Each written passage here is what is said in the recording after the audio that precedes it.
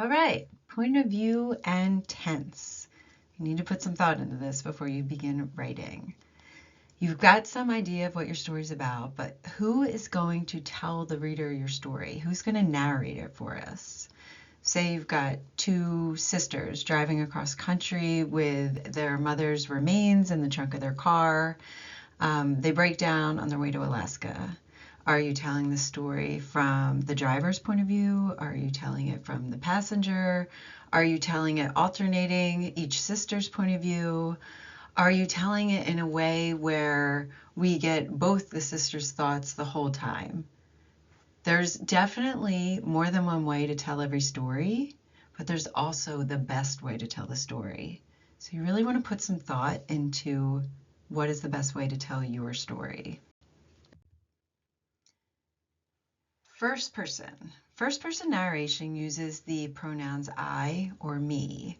I went to the store. I wasn't expecting to run into my high school boyfriend. He looked like hell. I was happy because of that. Whatever the story is. It really creates this intimacy with your reader right off the bat. They're traveling along with this narrator as they go through the story. They're a main character in it. They feel everything the character feels. They are privy to every thought they have. The biggest challenge, though, of writing in first person is the reader only has access to what that main character can see or hear. So I was just helping my friend narrate her romance novel, and she was talking. It's written from the point of view of the protagonist, this woman, and she was talking about this man she's falling in love with, and she said something like, you know, he missed his parents so much. And I wrote in the notes, we can't know that. He has to either say it or he has to demonstrate it somehow. We can't know what he's thinking unless the character that we're living through finds it out. So some things to think about with that is it's great for, say, a mystery because we don't want to know maybe what the killer is thinking or who the killer even is. Maybe we want to solve it along with the main character who's trying to solve it. So we only want to be privy to the information they uncover, they are told about, they investigate and find out about, things like that.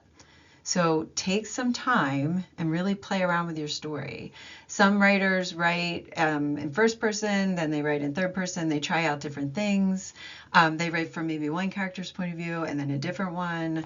The story I'm about to start writing, I have already changed the point of view so much. I was going to write it from the point of view of someone who dies, but you know she dies right at the beginning of the book. And then I read another really popular book where we knew a main character died at the beginning and I didn't like it. So I'm switching up the whole thing. And in doing that, it's really changing the narrative quite a bit too. So take some time before you start writing and really think about who is telling your story. Second person point of view. This is rarely used in novels, sometimes in short stories. I'm not saying you can't do it, but I would be very careful. It uses the pronoun you, so it's like you wake up. You can hear the heartbeat, but when you went to sleep, you were alone. You're not sure what to make of it. It's really hard to go 300 pages with you. It also runs the risk of feeling like you're telling the reader, like, you do that, what to do or how to feel, or it's just not this natural, beautiful flow. So if this is your first novel, especially, let's just keep second person someplace else. Third person uses the he, she, they pronouns.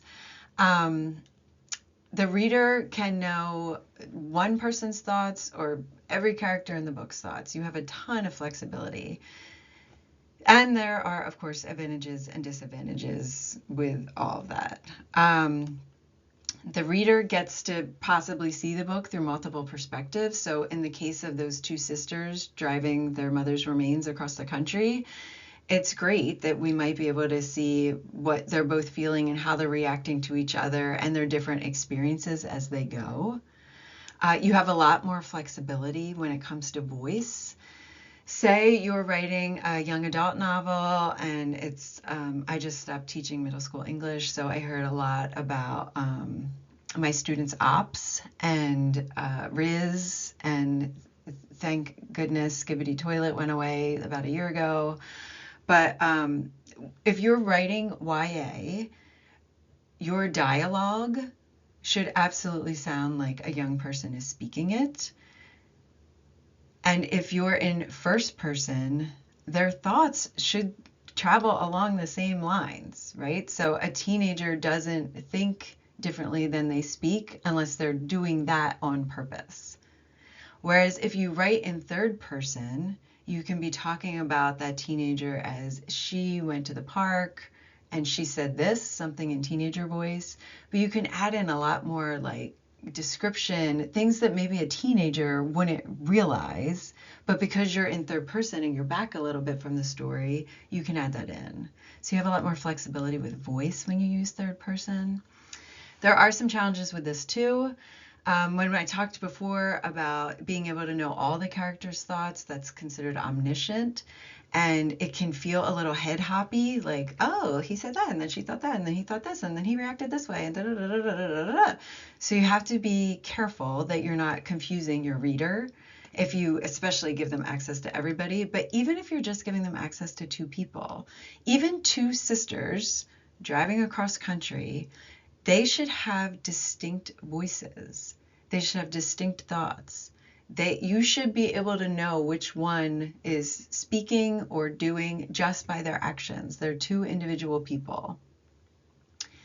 And then another disadvantage you have to be careful of, you could create a distance where you're losing some of that intimacy that you had in first person. Point of view, I literally took an entire class in my MFA program about. I love it. I could study it for like 6 years. It's fascinating to me, all the different little pieces of the tool that is point of view. So this is really just, before you get started, let's think about this, not an in-depth study of it. I'm thinking about talking about it again later, maybe. And then the last thing I want you to consider before you start is tense. What tense are you writing in? Present tense or past tense? Present tense would be, I fear the man who is my father. His voice alone demands respect. You know, it's happening right now. There's this immediacy. We're right there with the character and everything is going on as we speak. Some readers dislike that. They feel like they're reading a script. It feels too immediate. There's also some concern with how do you put a flashback into something that's happening right now. And some people say that there are differences in like timing. If you have a real action-packed scene, is it better to have it in present or past tense? Past tense with the same sentence would be, I feared the man who was my father. His voice alone demanded respect. It gives you just a little bit of time in between what actually happened and as the reader reads it, or it can give a lot of time. You know, you can write in past tense about something that's going on in present day, but it's just not happening as the pages are being turned. All right, I'm going to link some articles with this on my blog. So if you're watching this and you want to kind of read more, there's tons of stuff out there talking about different tenses and points of view. Put some thought into it though before you start writing. Good luck.